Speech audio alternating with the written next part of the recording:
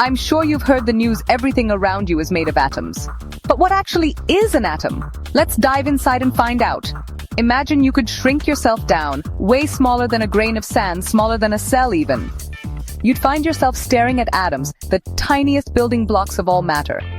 Picture a super tiny solar system. In the center is the nucleus, like the sun, packed with protons and neutrons. Zooming around it in crazy fast orbits, our electrons think of them as wild planets zipping through space. So, what's so special about these particles?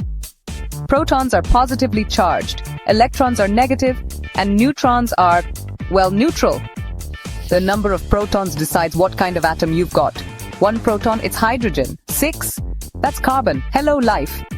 Atoms are ridiculously tiny, millions could fit across the tip of a pencil.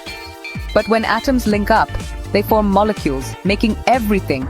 Water, air, pizza, your phone, even you. Here's the kicker. Atoms aren't just tiny dots. Most of an atom is actually empty space.